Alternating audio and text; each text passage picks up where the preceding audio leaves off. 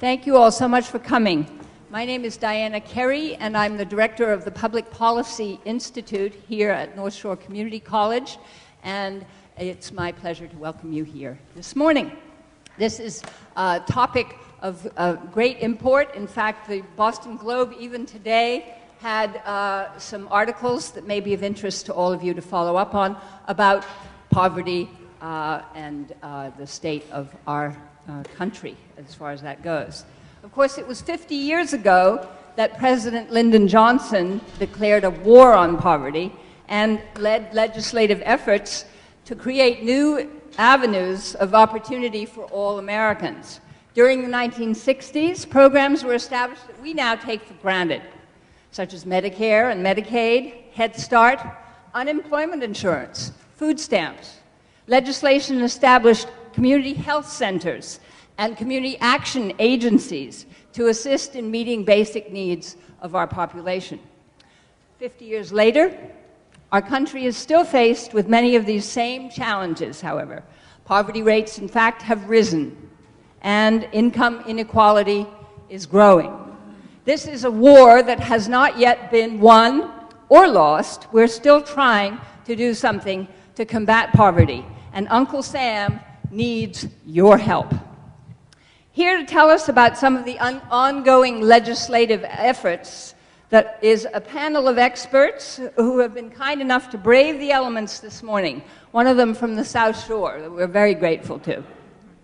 Please join me in welcoming Jacqueline Cooke of the Department of Labor, Jeff Crosby from the North Shore Labor Council, Randy Albelda from UMass Boston, and Jacob Miller, the hero from UMass Dartmouth.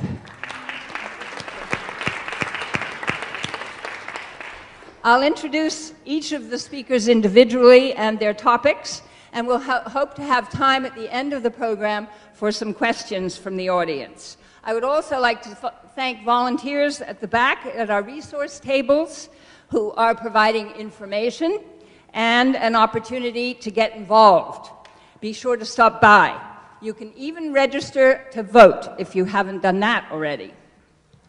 So, now to the program itself. And again, thank you all for coming. Please turn off your cell phones and that sort of thing. Okay, so our first speaker is in fact Jeff Crosby, who is president of the North Shore Labor Council in Lynn, representing 17,000 workers from unions on the North Shore. Mr. Crosby had a long and distinguished career at General Electric, where he worked for 33 years as a grinder on aircraft engine parts, and served 8 terms as president of the IUECWA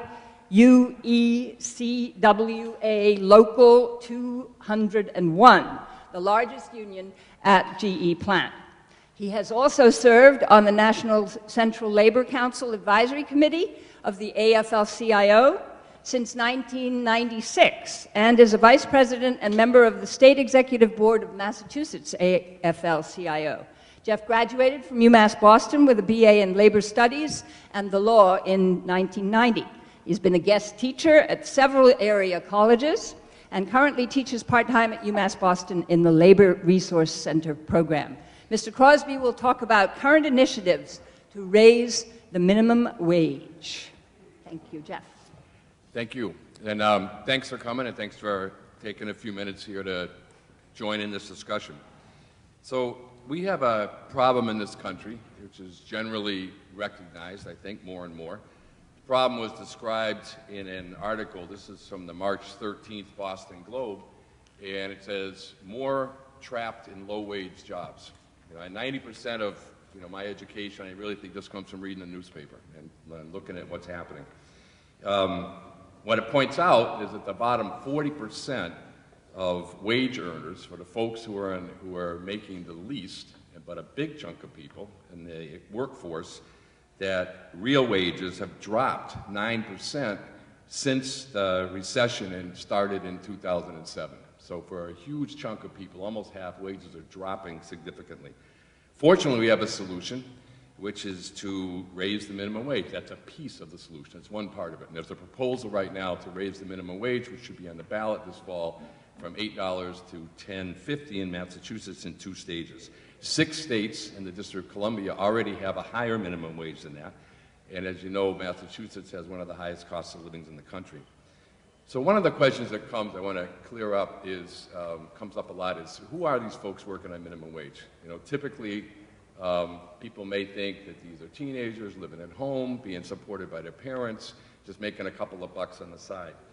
Actually, of the 581,000 people who would be affected by the increase that we're talking about over 2 years, 86% of them are over 20 years old. 25% of them have dependent children. These are not teenagers being taken care of by somebody else. If they are teenagers, you know, they're probably contributing to their family income, and they're adults, sometimes raising family. Nationally, 17.4 million Americans between the ages of 25 and 64 earn less than $10.10 an hour. That's the Obama proposal to raise the wages nationally. Now, I want to mention something else just quickly. The Raise Up Massachusetts, the coalition that is promoting an increase in minimum wage, also is arguing to propose what's called a tipped wage. And the tipped wage is for jobs, it's a minimum wage for jobs that are you're supposed to make most of your money from tips. And right now it's $2.63 an hour. There's a bunch of reasons for doing this. First of all, in a place that's not union, for example, it's very hard to make sure the tips are distributed fairly and even collected, that you actually get your tips. Some places have fair systems, some don't. Secondly, tipped wages cover people, not just a server in a restaurant, a waitress or a waiter who you may expect to tip, but people like folks who push wheelchairs in airports that people don't even know are paid tip wages and often don't get tips. And so some of the people really suffer a lot from that. My son is a server and a waiter in a pretty nice French restaurant in Minnesota. He's working 2 jobs, he's raising a kid, and they don't have a tipped wage minimum in Minnesota. They have the same minimum wage in that for a waiter or a waitress that do anything else. Doesn't hurt the economy. What it means is that if my son has a really slow night, at least you know he's going to go home with the minimum wage. And a restaurant typically will send home a server if there's nobody there, but the guy who has to stay and keep working, so there's some coverage, can go home in this state with $2.63 an hour. So we're also trying to address, you know, that as well. Another part of the proposal is to index the minimum wage. And what that means is as the cost of living goes up, you write the law so that the wages will go up with it. Otherwise, the day after you raise the minimum wage, the problem continues again. Because inflation goes up, wages doesn't, prices, and you can't keep up. If we indexed it in 2008, 7 years ago, the last time it was raised, the minimum wage would be $8.74 now, not $8. So it's costing minimum wage workers right now $1,400, almost $1,500 a year by not keeping up with inflation. If we'd indexed it in 1968, when this whole slide began on the minimum wage, the minimum wage today would be $10.70 an hour. That's actually higher, just to keep up with inflation, than we were proposing that it go to 2 years from now. So the biggest argument, I think, against it, which needs to be taken seriously and addressed, is that it'll hurt small businesses, that it'll cause layoffs. There are studies that predict that as a result. You know, there's a stack of them. There are also lots of studies from the Economic Policy Institute, Fiscal Policy Institute, and others. Fiscal Policy Institute had a study where they showed that states with minimum wages that are above the federal level had faster small business and retail job growth. But there's one study I want to mention in particular. It's of particular interest. In 1995, there were 2 really well-known Princeton economists, David Card and Alan Kruger, and they published a study by looking at an actual real-world example of what happened when you raised the minimum wage. And New Jersey raised its employment, its minimum wage, and Pennsylvania did not. So you had a situation where in actual life, you just cross the street, you have minimum wage on one side raised, and the other side it wasn't. So classical economic or mainstream economic theory would have predicted that fast food employment would drop in New Jersey because they raised the minimum wage. The opposite happened. It actually, employment increased in Pennsylvania. Where they raised the minimum wage, employment actually went up in the fast food industry, and it dropped where they did not. And they checked out a bunch of other ways, and they got attacked by the Wall Street Journal. The fast food industry funded a study to attack their methodology. and on and on. But the point, I think, is this. If you think about it, there are 10,000 people in Lynn, roughly, who would be affected if you raise the minimum wage. And this, over a couple of years, will put about $20 million in their pockets. If you gave $20 million to General Electric, they might take that and they might help use it to fund moving jobs to Mexico or China where they can find cheaper labor or whatever. They might invest it in 3D printing and figure out how to put more machinists out of work and produce more efficiently. Put $20 million in the hands of working class people in Lynn, they're going to spend it on their rent, they're going to go out to eat once a month maybe, and they can't do it now with their families, and it's going to help the local economy. So, and the problem we have in Lynn is jobs that don't pay and lack of job training. And there's a study of the New England Coalition that I'm a director of that has to demonstrate that. And by the way, nationally, 2/3 of low-wage workers do not work in small businesses. They work in large companies with over 100 employees in each company. So that debate is really, I think, misdirected and misunderstood. So let me end by going back to the newspaper article that I started with. In addition to pointing out that the income of 40% of wage earners, the low-end wage earners, 40%, the real income has dropped since what they are calling the recovery, since the Great Recession in 2007. They also pointed out that for the top 5% of wage earners, the income has actually gone up. So this is the same article, by the way. Right next to it, there's an article that Wall Street bonuses rose 15% last year, even though profits of Wall Street companies actually fell by 30%. So that's the problem that we're trying to address, in part. And we can't go on with increasing more and more people poor and only a handful of people getting richer. The kind of inequality we're talking about isn't healthy and is unsustainable in 100 ways. This discussion is not anything new. We've had a minimum wage in this country since 1937. The ballot questions that will raise the minimum wage are going to pass this fall. People understand about fairness, and it will pass. There's no doubt about it. What's happening in the legislature right now is just can they stall that off and do something that will be close enough that the folks who like myself won't take it to the ballot, and we'll see what happens. The weather's not like the weather. It's not like, I mean, the economy is not like the weather. It's not like the wind outside there today that just feels like it came from nowhere and it's out of our control. The economy is influenced by decisions that people make, and people can help correct it and make it better, and that's what we're proposing to do. Thank you.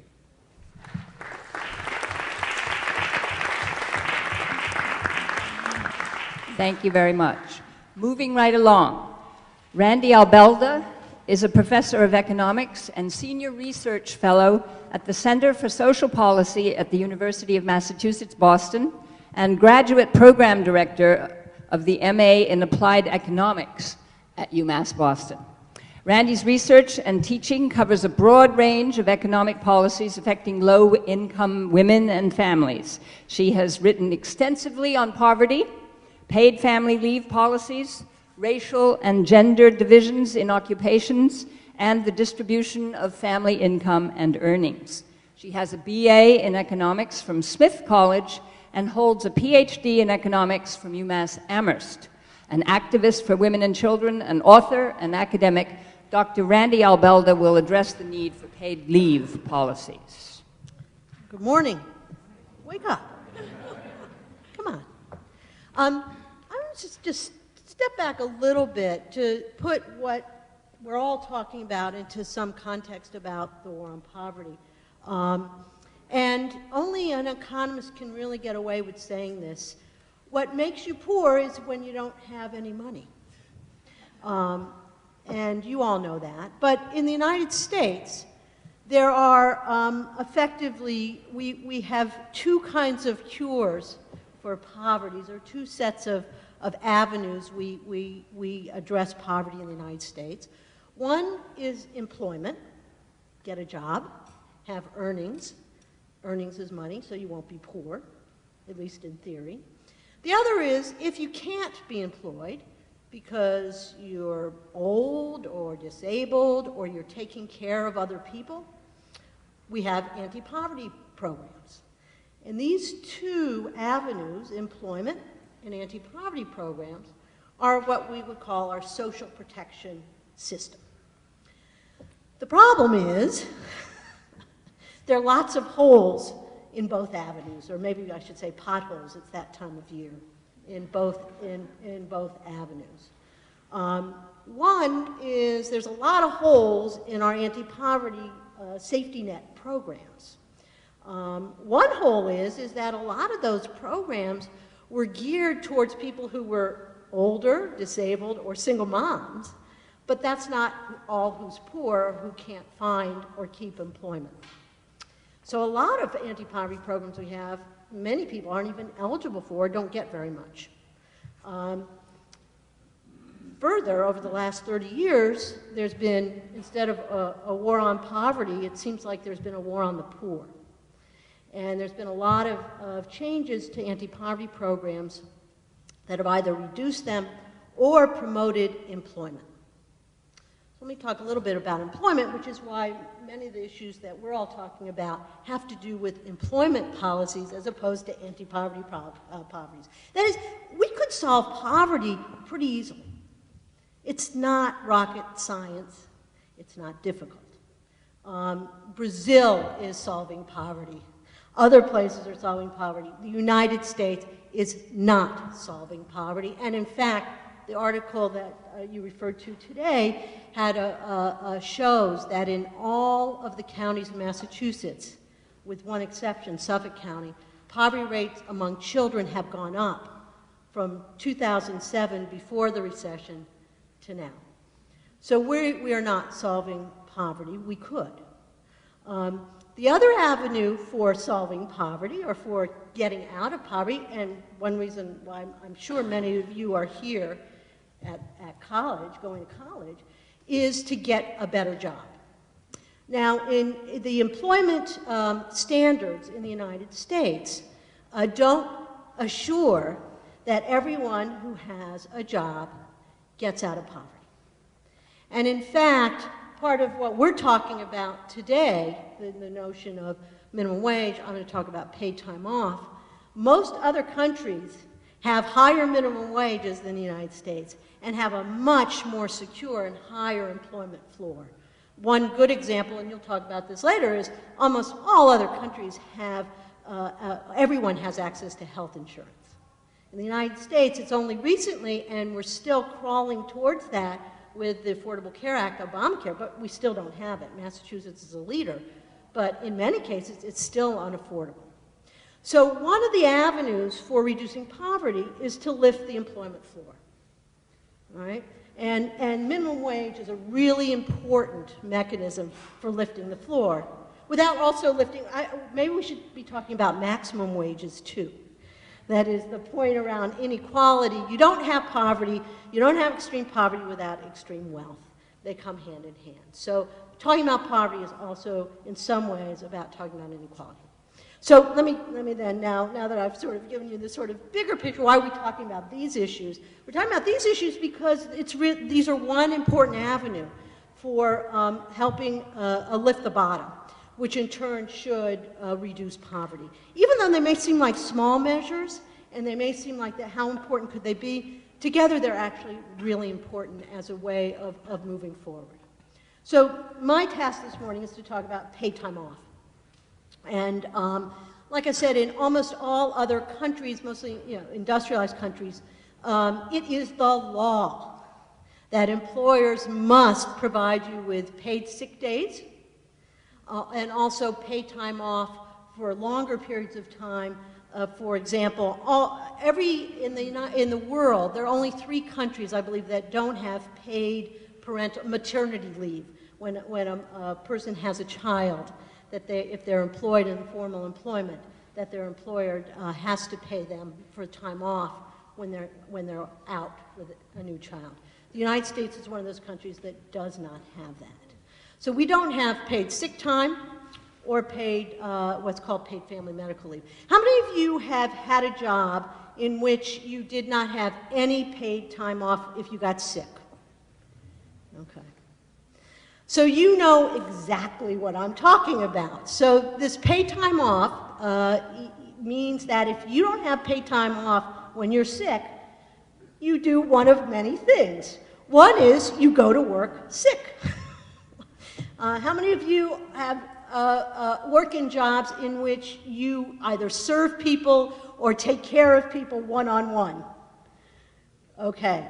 Those are the jobs, by the way, those low-paying jobs, servers and CNAs, those are the jobs that are least likely to have paid sick days. And what do you think happens when you go to work sick and you work serving food or taking care of older people? Yeah, it's costly, okay? It's costly to you, and it's costly to wherever you work, or your people you work with could get sick. This was a big concern when when flu season, right? And in fact, everybody tells you don't go to work when you're sick. But if you don't have paid time off, you miss a day's pay. So, like the minimum wage, there's a bill in the legislature for that all employers have to give about 5 paid sick days. But part of this Raise Up Massachusetts was also to have an initiative petition for paid time off, earned paid time. And so on the ballot in November, unless something's settled, I think they'll settle minimum wage. They don't seem to want to talk about paid time off at the legislature. You will be able to vote yourself paid time off. And while it may seem a small measure, it's actually a really important measure because it's 80% of low-wage workers don't have paid sick days. The other implication, and I'll end here, is one option is not to go to work and miss work. Another is to go to work sick. But another reason why a lot of people take paid time off is to take care of sick kids. And if you have a sick kid and you don't have any paid time off, if you go to work and leave a sick kid, that's a problem. And if you have too many of those days, you'll lose your job. So oftentimes what people do is they enlist older children or other people to take paid time off. So my point is it's costly. It's sort of we're U.S. as an outlier. And third, it will take us a step further in reducing poverty and lifting the floor.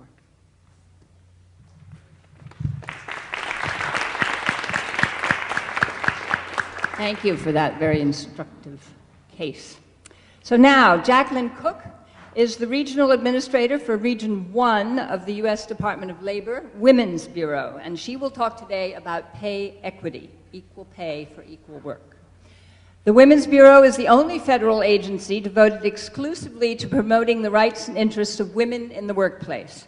Ms. Cooke is responsible for creating programs and implementing national policy for the Bureau in New England on issues of concern to working women and girls, such as equal pay, financial literacy, careers in science, engineering, math, and technology, and work-life integration.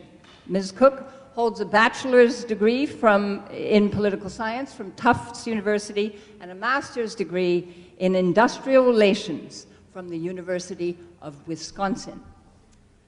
Thank you, Diana, and thank you, is this on? Thank you so much for inviting me here. I also want to recognize Linda Brantley, who's here from North Shore Community College, who I've worked with in the past and does a wonderful job here at the college. It's a pleasure to be here. I noticed that, I was telling Diana and my colleagues that I noticed that a lot of the audience are men. And so I thought, well, I'm sure you all have either daughters or sisters or girlfriends or mothers who are either working now or looking for work or hoping to work, and I'm sure that if you do live in a family with a working woman, that you want to make sure that she's earning her share, her fair share, and enough money to help support the family. So I'm talking not only to the women in the audience, but the men in the audience on the importance of equal pay for women to family incomes and to raising families out of poverty. We're celebrating, or I guess you don't really, we could celebrate the creation of the War on Poverty, the anniversary in 1964, and as my previous speakers have said, we're still fighting the good fight in that area. I also want to mention a couple other anniversaries. One big one was last year was the 50th anniversary of President Kennedy's signing the Equal Pay Act. And that is an act that talked about and legislated in Washington equal pay for women. And in those days, I used to have a green and white button when I was in college many, many years ago that said 59 cents in white letters, because that was roughly what women were earning, average woman compared to the average man was 59 cents on the dollar. Today, we've made a lot of progress since the Equal Pay Act was passed, and depending on whether you use Bureau of Census or U.S. Department of Labor figures, your button would probably say 77 cents or maybe 81 cents. So we have moved up from 59 cents, but there still, as you can tell, is a long way to go. And women of color, African American women, that figure is 69 cents on the dollar, and Latina women, it's 59 cents on the dollar. So women of color have a higher pay, there's a higher wage differential between the average man and women of color. So there are things that are being done to move forward in this area to try to lower the wage gap. You may or may not be aware the first law that President Obama signed as a law was the Lilly Ledbetter Fair Pay Act. Lilly Ledbetter is an amazing woman from Alabama who worked at a tire factory for years and years and had no idea that she was in a supervisory position. She had no idea that she was earning less than the men that were doing the exact same job that she was. And when she was retiring, she actually got an anonymous note in her box saying, "Do you know that the men have been making much more than you were?" So she filed charges and she won up in the courts, and she actually lost in the Supreme Court. So Congress actually passed a law actually increasing the time that people have to file charges, because she had no idea. She couldn't file a charge 20 years earlier saying that she was earning less because she didn't know. She filed her charge as soon as she found out, but Supreme Court said it was not within the time frame of a timely charge. So this lengthened, this law, the Lilly Ledbetter Fair Pay Act, lengthened the time that people have from the time that they learn that they were not paid fairly.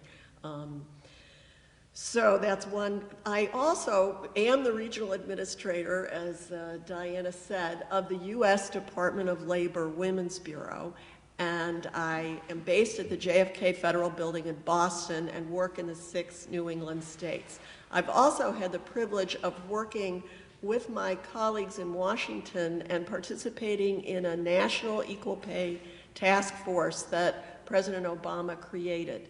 And that has representatives from the U.S. Department of Labor, the Department of Justice Civil Rights Department, the Office of Personnel Management, and the Equal Employment Opportunities Commission, EEOC, which some of you may have heard of. And we've been working on how to try to move this issue forward during this administration. And Diana asked me if I could kind of say some of the pros and cons or whatever, and I was thinking, well, how am I going to do this? But I think one, right, I'm not a good person to speak about any cons, but I didn't want to be too partisan, or Diana, I think, was concerned about my being too partisan. But so I will say that the wage gap, when I mention that to people, sometimes they think, well, are employers really discriminating against women, 23 cents on the dollar or, 40 cents on the dollar, whatever. And this gender wage gap is made up of a lot of different components. It's not necessarily all intentional discrimination on the part of individual employers. Some of it is educational attainment levels. Some of it is experience, the number of years of experience you have in the workforce, which could be impacted if you had to take time off to have a family. And some of it, a lot of it, is what's called the effects of occupational segregation.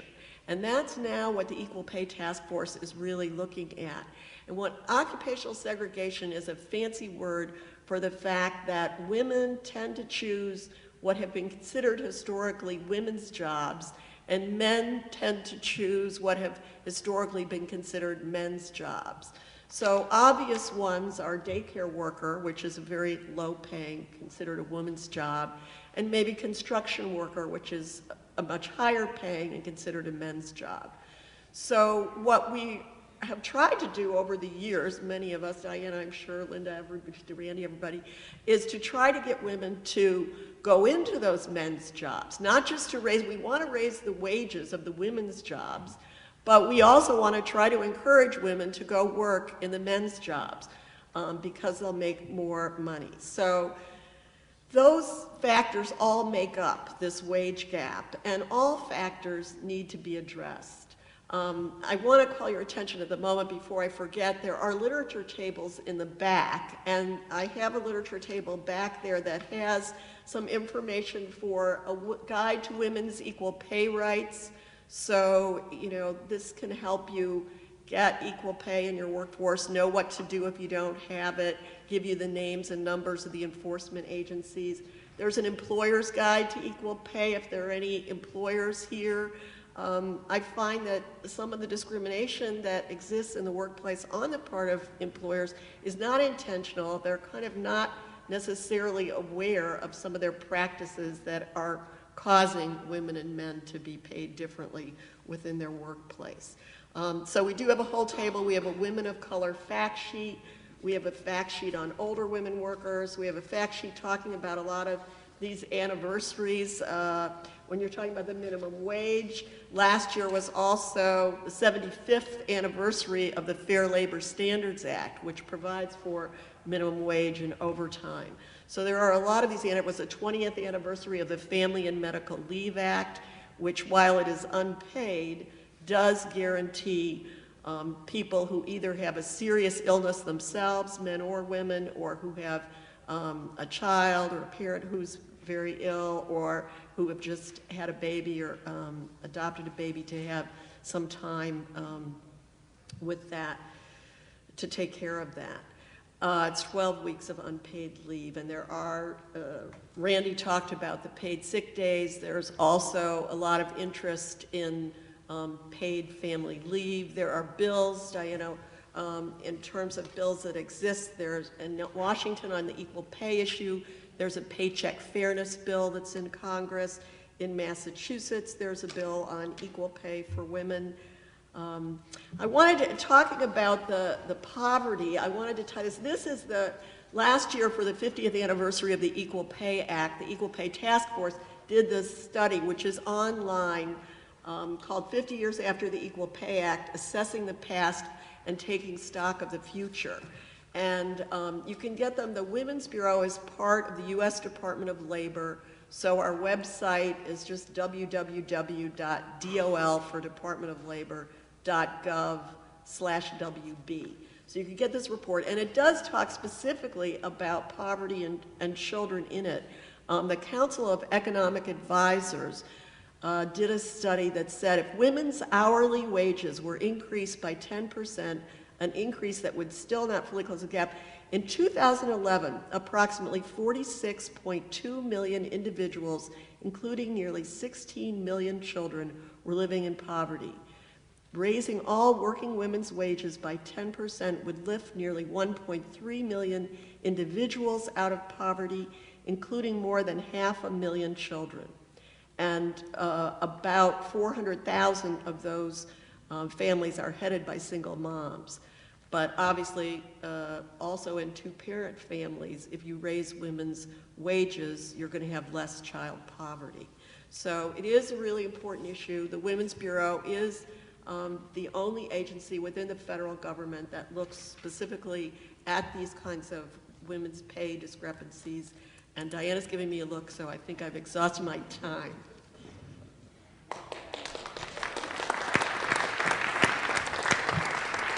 I wish we had way more time for all of this than we do this morning. So now our last speaker, Jacob Miller, is a sophomore at UMass Dartmouth with a major in political science and English and a minor in civic engagement. He has jammed a full student career into his first 2 years, focusing his studies, his time, and his energy on civic engagement. Seeing that changes in the state's healthcare law were inadvertently hurting college students, that's you, forcing many to pay more and leading some to even drop out of college, Rather than pay the higher cost or become uninsured, Jacob reached out to his state senator, Mark Montigny, with a plan. The plan worked. Jacob helped to write an amendment that was signed into law last July, and since January 1st of this year, students have been able to sign up again for MassHealth. So you have Jacob to thank. Jacob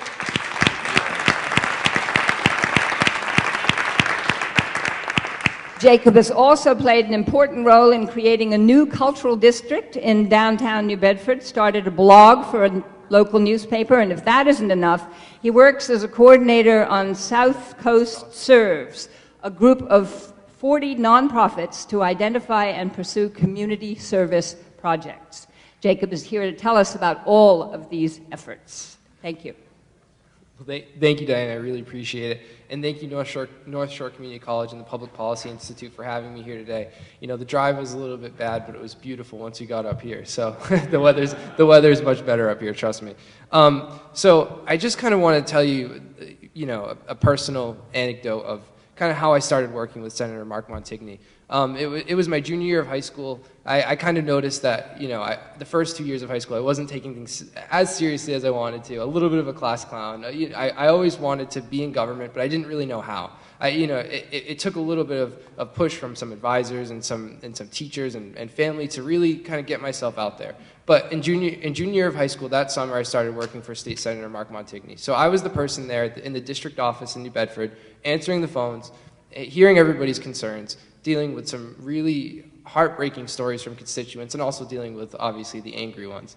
But from there, that year, the first year I was working there, I heard about this issue in MassHealth. I wasn't a college student, but I had a couple of college students actually call and speak with me and say, you know, we get here to the university, we're trying to better ourselves, we're trying to go out and get an actual profession, but we're being forced off of our health insurance plan. We're being forced off of MassHealth. And at UMass Dartmouth, for example, the average health insurance plan costs right around $2,400. So they're being forced off of MassHealth, which is a subsidized state plan, and being put on a university plan, which again is a pretty substantial amount considering over 4 years that's almost $10,000. And another aspect of this is in many students' cases they couldn't get federal loans and apply it to health insurance. So they had to go out and find a bank loan, which is nearly impossible. So this summer, after 2 years, after knowing the issue, and after knowing the legislative process much more, because knowing nothing, and after a couple years of experience, you do pick up a lot.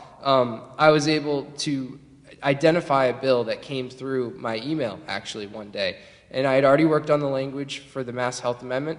And I said, this is the time to hit it. This is the policy window, and it's open, and we need to jump through it. So I was able to contact the lawyers up in Boston that worked with the senator, and we put it on the bill that next day. And with another intern, Mark Daniels, who's from Suffolk University, we were able to talk to the senator, advocate to the president of the Senate, the chairman of the Ways and Means Committee, and really pull it together and really give the stories of students. Because that's what matters. Student stories is what changed their mind and what made them realize that this was a big and important issue.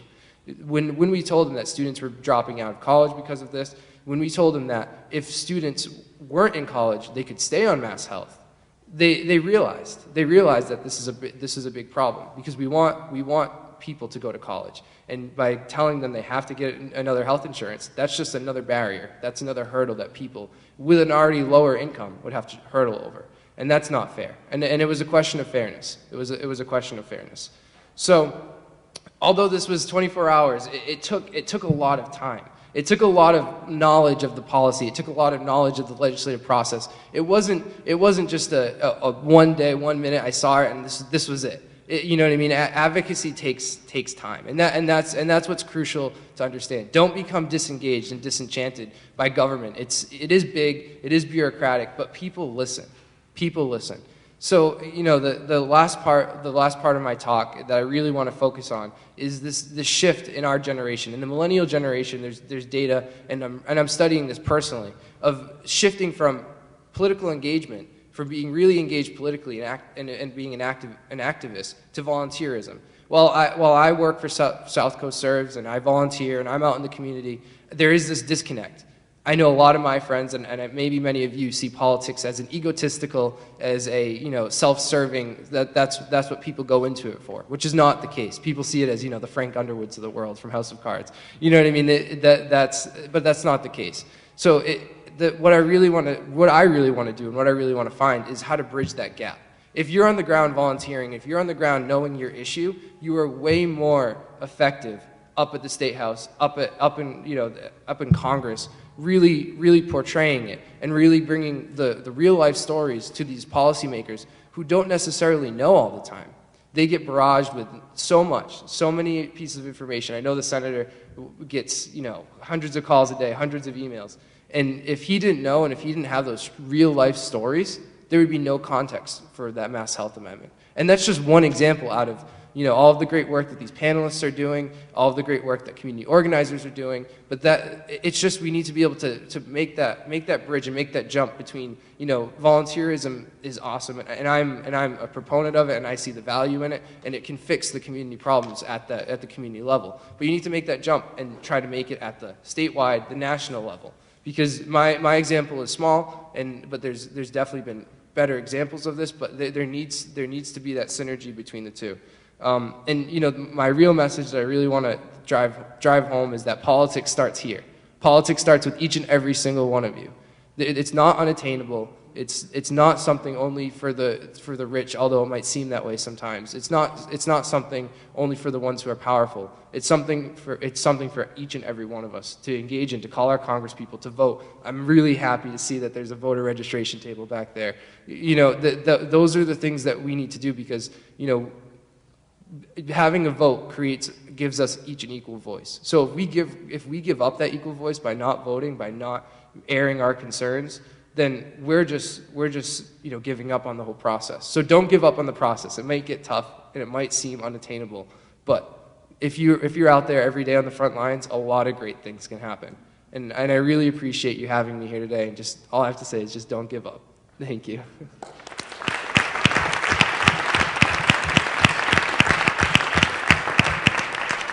Thank you for that inspirational moment. And we do have all the information at the back. I urge you to definitely register to vote and find out about the bills that are being sponsored at the State House and nationally so that you too can advocate for change. Now, we have just a few minutes, but we do have some minutes for some questions from the audience. So if you would like to ask anything, I can pass you a microphone. Just a quick question. I mean, we've been talking about a war on poverty since the 1960s. Why are we still in this predicament? I mean, as a teacher, I teach American Lit, and I'm kind of in tune with some of the currents of thinking. Are we up against these mythologies still? Ideas of what America is supposed to be, ideas about success? Because it's kind of pathetic, in a way, that this country that has so much is in this place and predicament. I'm listening to things and learning things I didn't know.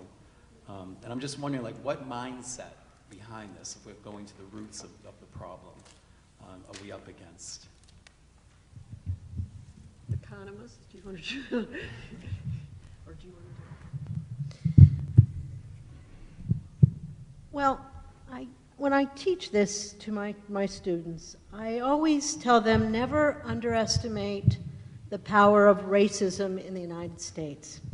And I actually think that's one really important answer in this war on poverty, is particularly over the last 30 years, which has resulted in some ways in incredible incarceration rates, policies that have promoted low-wage employment, not real employment, and not lifting the floor. So I think there's lots of different answers, but I would say never underestimate the power of racial divisions and using that in any public policy in the United States. You don't have to scratch very much to see it, including the extension of Medicaid, that 25 states that are disproportionately, people of color live in those states that are poor, are not getting the extension of Medicaid. So that's one. I would also argue that the rise of inequality in the United States has created a politics that has made sure that we don't reduce poverty as much as we could.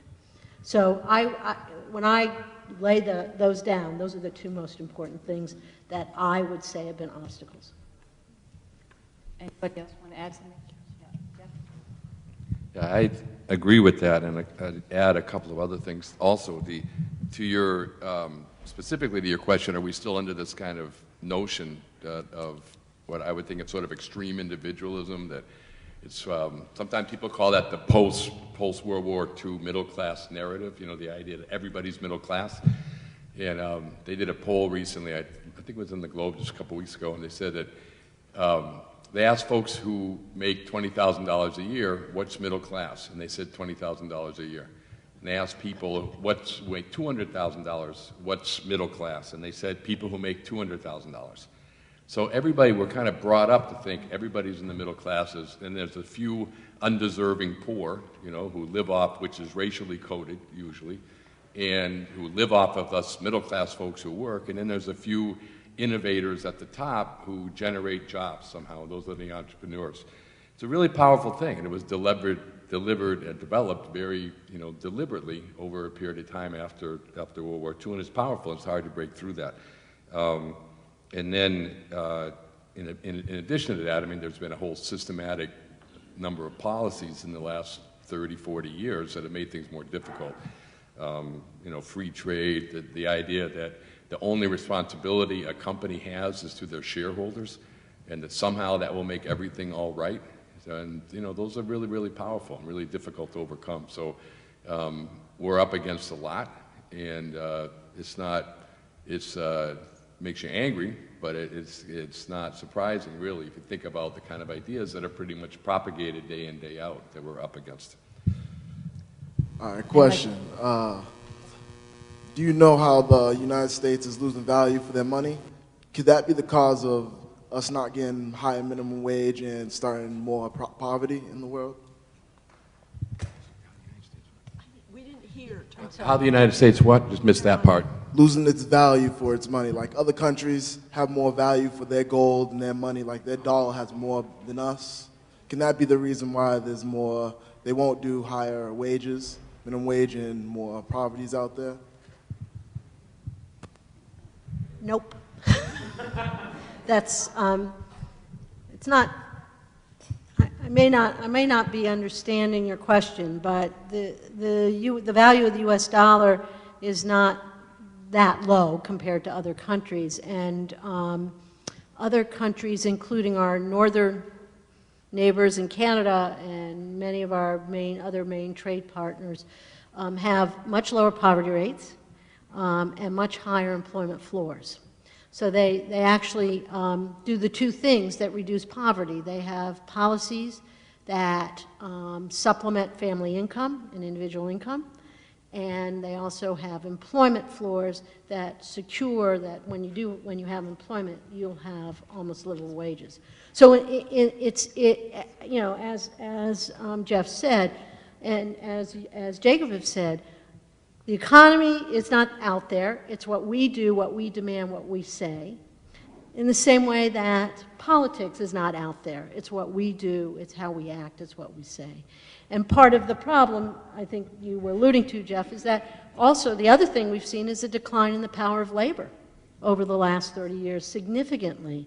And the one thing that boosts workers' wages, especially workers without college degrees, is when they have a collective voice and when they're able to bargain and when they're able to come to the table and say, you pay us this, we'll work hard for you.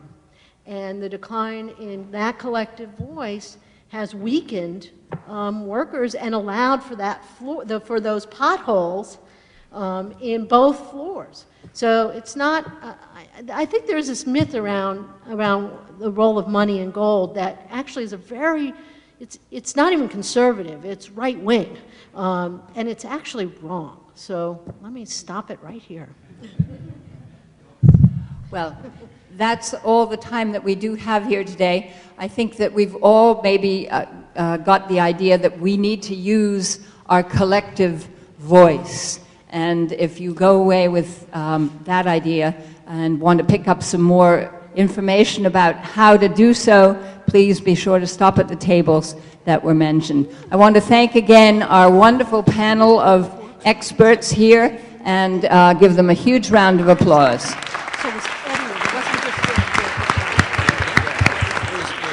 Thank you again for coming.